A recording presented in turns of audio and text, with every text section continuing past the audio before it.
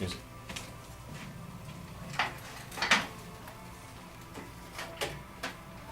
Okay. I welcome everyone back to the Learning Clinic on CKLU 96.7 FM. I'm your host, Bob Kirwan.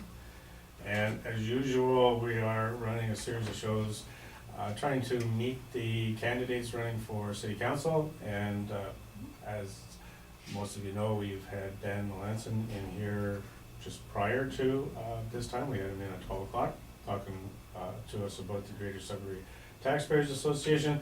And now we have Paul Stopciati, who's running for council in Ward 9. Paul, welcome back to CKLU. Thank you very much, Robert. Just want to let everybody know too that you can, while you're listening to this on the airwaves, if you tune in to cklu.ca, you can listen to it stream. And for sure, if you come back within 2 or 3 days, you will be able to see a video of our radio broadcast and be able to listen into various segments again. And I believe that Paul will probably link to it from his site as well. So anyway, Paul, we're several months into the campaign. We now know for sure that there's at least going to be a couple of people running for mayor, and we anticipate another one's coming pretty soon. But one of the things that Dan Melanson mentioned was that the thing that they're trying to do is raise more awareness of the ward races, because as he said, we have one mayor who is running basically at large. We have 12 individuals, and they all have an equal vote at the table. Right. But very few people pay attention to what's happening in the wards. So what's new? What can you tell us is going on in terms of? Well, first of all, Robert, once again, thank you very much for having me on the program. This is about the third time I've been on the program now. And I'm very excited about the campaign and the 2014 election. Back in 2010, when I put my name in for Ward 9, there was only myself, Jim Sarter, and our current councillor, Councillor Craig. And at that point in time, my slogan was always for change and for progress. And I thought that this was a time where we needed to kind of bring our city back up to its standards and step in the right direction in improving some of the areas where we're lacking in. And I have to say that we had little change, and we basically had no progress in the last 4 years. And right off in January, when we kicked off the campaign for 2014 election, I was once again very eager, very excited, and I took a look at the last 4 years, what was going on, and I was very agitated, very upset on what was happening with, councillors not getting along with the mayor. The mayor wasn't getting along with councillors. It basically started off in the wrong foot, and in turn, the last 4 years have been kind of at a standstill. I have to say, the last couple of months, I have met with a lot of the business people out in the community. I've met with a lot of people in Ward 9 and also throughout the city. And, we always want our city to step forward. We always want new business to come into the city. We have existing businesses now that find it very, very hard to start business in Sudbury due to the fact of all the steppings, blocks, and stones that they have to get to in order to get, whether it's a building permit or a new building to be developed or a new subdivision to be developed. And I feel that we have to open our doors and make our business community, and also anybody that's willing to spend money in our community, the accessibility to do it at a proper fashion. We don't want to turn business away. This is tax money that's coming into our city. And when a business or a private person comes in, we should be helping them rather than chasing them away from our city. We have a lot of people too who are young people who are part of a family who has been around Sudbury for a long time. And one of the big options for young people today is starting their own business. And so I guess when you're taking a look at making it business friendly, we can be looking at bringing business in from outside, but we can also be looking at generating business from internally with some of our newer citizens, our newer ratepayers. And the interesting thing being a parent is that there are a lot of parents in town doing, they're doing their own career. And in some cases, it's the parent can provide some of the startup funding Mhm. and be the investor That's right. for their child. So if we can make it more business friendly for people to start up, especially while they might be able to live at home and cut some of the costs while they're getting things going, yeah, what a wonderful thing, not only to bring new people in, but to keep people here. Right, and you know what, it's so true what you're saying, because I have friends already at this point in time who are interested in starting a business. And this is where our Economic Development Corporation in Sudbury should take a big step and a big role. When a young individual or young family or whoever it may be comes in and wants to start up a business, our Economic Development Corporation should really help these people along and try and speed the process up, because you know, they have money invested, they have money that they want to spend in the community, they want to hire people, and this is what we have to do. We have to make sure that these people have the proper direction to follow through in a proper time frame to start up a proper business. And I think that's an area where we could be lagging. I don't know, I've always had a beef against our Economic Development Corporation due to the fact that, you know, what have they done in the last, say, 4 years, 5 years? There isn't really a blueprint that is brought out to us on a yearly fashion or a monthly or whatever. It could be every year. Like, tell us what's coming into our community. Tell us why some of these businesses aren't coming into our community. And I think there's a lack of communication between economic development, maybe city council, and the people. That's something that we have to gel for new business to start in this city. And so you actually make a point. I think the time when, about the only time I can remember that the Economic Development Committee coming up was with the rebranding mess that we had. Right. And all of a sudden it became, it was a negative Right. thing. Right. But you're right. What is the purpose? Maybe we're going after the big businesses and we should be looking at the smaller ones. Exactly. Well, you know, I always said 2 slow nickels make a fast dime. Okay, there you go, 2 slow right? nickels are better than a fast dime. There you And go. I agree. Smaller businesses, you get 3 smaller ones to make larger ones. You know, at least we're getting some revenue generated here. How important is this election? Like, Well, all elections are supposed to be important. Are you sensing anything different about 2014? No question. In 2010, you know, we didn't have that many candidates coming forward. Everyone was kind of afraid because the incumbents. Well, we've had stale grass there for a long time. And we're in the situation in the city today is because we made it happen. Like, we always vote for the incumbent. That's why in 2010, I went against, Councillor Craig, who has been there probably now 18 years to 20 years. And I thought at that point in time, taking a look at previous years, that there wasn't much happening within our city.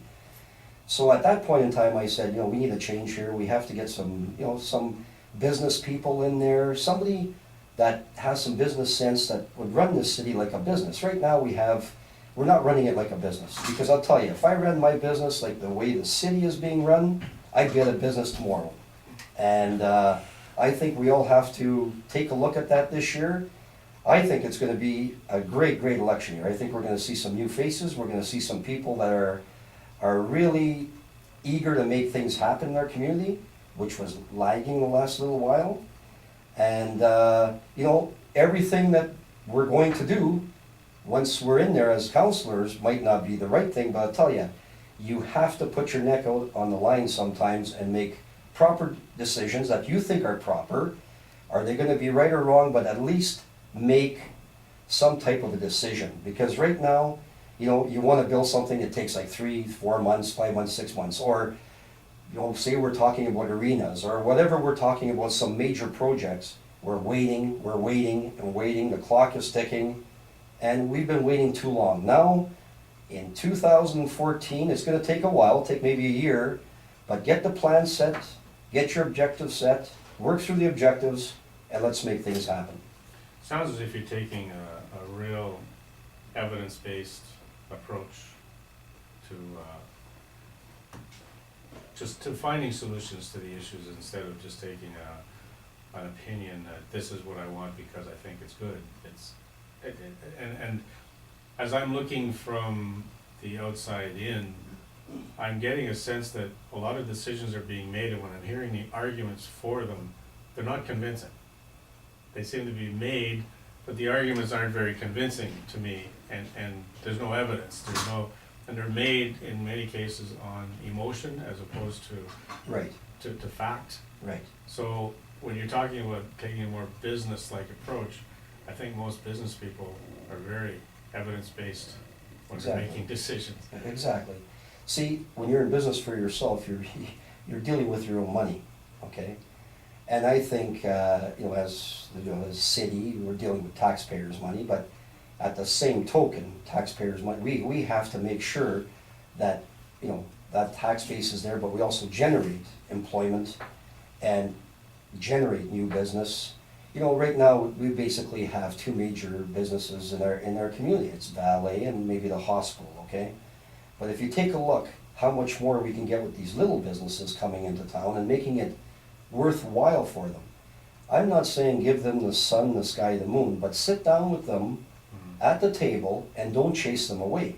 If plan A doesn't work, you go over to plan B. And there's a solution for everything. And I think what we're doing right now, or what we have been doing, is we're basically chasing them away. Now, I'm not saying everything that this council has done and the mayor has done is wrong. I'm sure they've done some good things, but I tell you, it's been very, very slow going. And I've been following this now for a long time, and it's very agitating to see. I guess basically the fact is I have a lot of friends that are in business, and I hear it almost every day or every second day from them, like I'm having trouble doing this, I'm having trouble doing that.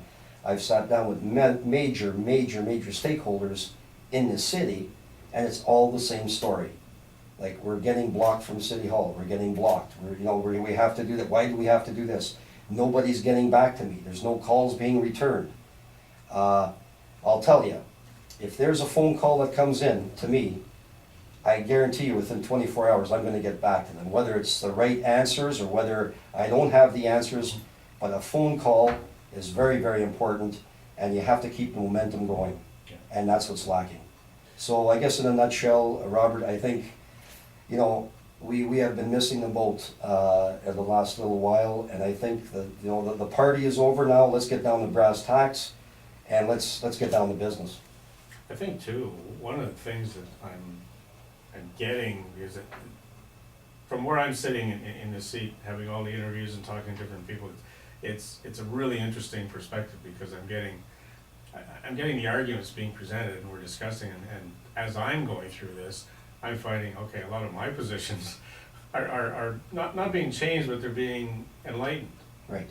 And I think, I'm hoping that as a council, councillors would sit there and say, today I'm making this decision based on this evidence, and here's my reasons. And they're not afraid a month from now saying, a month ago I made this decision based on what I knew. Now that I have some more information, I'm not afraid to change my mind.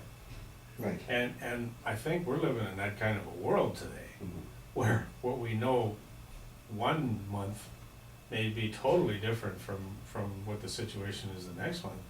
And it just does not make any sense to hold on to your position if the facts have changed. Mm. Have you noticed any of that getting in the way of governance in locally, that people are holding too fast to particular issues that they may not have good support for to begin with? Well, I think everyone's afraid. I think they're afraid to make a decision, like, Well, that's another problem. like, the easiest way not to have to change your mind is don't exactly, make it. like, I think in order to be a good counselor, you have to have a good sound feeling of what's happening around you, first of all, and basically make decisions. Like, just getting back, there's been so much animosity about, the counselors and the mayor the last little while. Everybody seems to have their own agenda. Nobody is working together. You have to work as a team. That was right from the start. Like right after the first year of the new council that came into place after 2010, I noticed that things were falling apart. And when things fall apart, it's hard to gel back. There was a lot of friction. There's a lot of grudges that were held.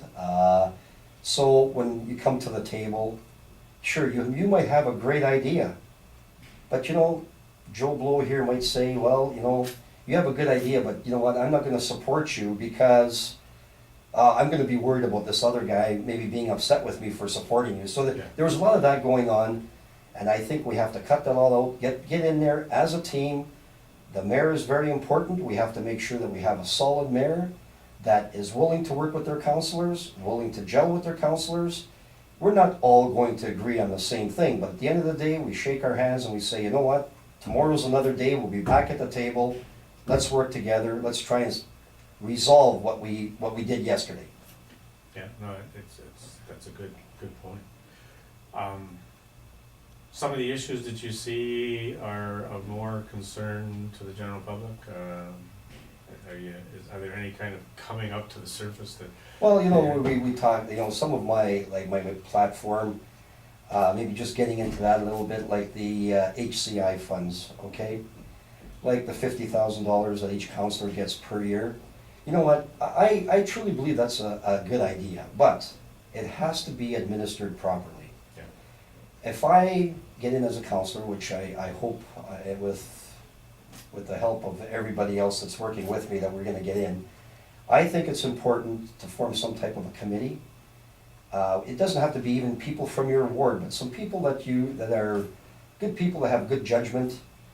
Have, you know, whoever wants to put in their application for a donation, have it reviewed with the help of staff, and it could be administered. I think the funds are a great idea, but I think it was ruined by our council right now because they were doing things that maybe was not brought out in public, or maybe it was mismanaged. I guess that's the best word to say, it was mismanaged. But if those funds are managed properly, you know, I'm thinking of starting a can in the south end once I get in. So you know what, you're gonna need a little bit of funds to get that operating. So things like that, like I think it's very important that we take a look at that very closely, because once we lose it, you lose it. Well, it says it's healthy community initiative. Exactly. Initiative. So basically it should be to initiate Exactly. action, Right. not necessarily to Right. provide funding for things that are already running well. Yeah.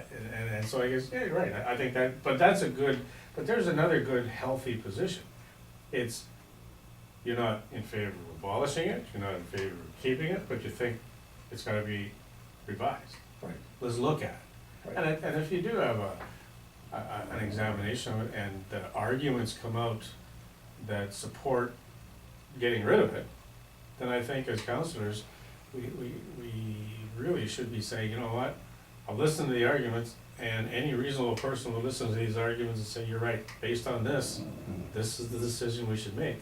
And not say, yes, I've heard your decisions, but I'm gonna be like a lawyer and say, no, I've gotta represent my client and say no. Right. It's like, no, that's what, unless you got a better argument, Right. bring it forth now, and let's move on. And I think if that approach was taken, you're right, I think decisions would be made. Right. Because it's evidence-based, it's fact-based, it's what is the best position Right. moving forward. I think, and it's very important, you have to be honest. To be a good counselor, honesty is number one. And I would, with the $50,000, every 2 or 3 months, I would publicize, you know, exactly what was spent, where it was spent, and why it was spent. Mhm. And I'm not gonna be the decision maker on where it's going. I will have direction, and with the help of staff, is it worthwhile, isn't it worthwhile? But, you know how it is with it's volunteers. Like it's hard to get good volunteers, and it's even harder when you don't have the funds to work, to develop something within, whether it's your ward or city. So, you know, I'm. And if they don't have the support, they're not gonna stick around. Exactly. So we have facilities for our kids now, like the outdoor rinks and things like this that need some money. They needed, replacement of a roof of an outdoor rink, the shack or whatever it may be. Snow blower or something. Exactly. So those are funds that's what you. Yeah, the smaller amount. I like that. I like the idea of smaller amounts of $1,000 or $2,000. Right. Because they make a Right. big difference to Right. smaller. Spend $25,000 on something, it's gone. Exactly. Or you save it. I'm not gonna get into it, there's a couple of people that are saving these, I don't know. what Well, they're saving. exactly, and I don't know what you're saving it for, because I'll tell you, there's, well, I'm just picking one, like the cans. I'm sure they can utilize it in a very, very worthwhile fashion. Mhm. And I'm sure that there has been a lot of good requests coming through, but they haven't been fulfilled. Right. I don't know why. Maybe some of these counselors can tell us why they're not being used and spent. Are we ever gonna get ahead of the roads and infrastructure? Well, that's a good question. That's another, I travel throughout the city quite a bit, and I speak to a lot of people, and that's very, the roads, everybody's speaking about the We're gonna roads. put all of our money into roads. We live in Northern Ontario. It's been a crazy, wicked winter that we've had, a lot of snow, cold weather, and, you take a look at region, like just my region and some of the areas, it's been very, very bad. But again, we have to be very, very smart in what we do too. We don't lay asphalt in 40 below zero, where I've seen them, filling potholes in cold weather. Might as well just fill it with dollar bills. Well, exactly, and then, you know what, not too long ago, we had some mild weather, and I specifically stopped my vehicle and watched them pour this asphalt in holes with water inside the holes. So, like, how is this going to work? And you know what? Within 3-4 days, that same hole, that same pothole, we have to think of a better way of maybe repairing these. I don't know what it will be, but I think we have to investigate on whether it's some other type of asphalt or some other system. We need a better way of doing it. Exactly. There has to be a better way. Because we're just wasting money here now. Yeah. And I know this spring, there's going to be a lot of roads to be repaired. The infrastructure is terrible in that section, so, How's your, what are you hearing out there about this transparency and accountability? Is it as important to the average person as it seems to have been made to be in the media? Like, it's important, but whenever you listen to the media or you're talking to people who are very critical and vocal, the word transparency and accountability, they all kind of rise to the surface, as if we're living in with a governance system that is just totally off the rails.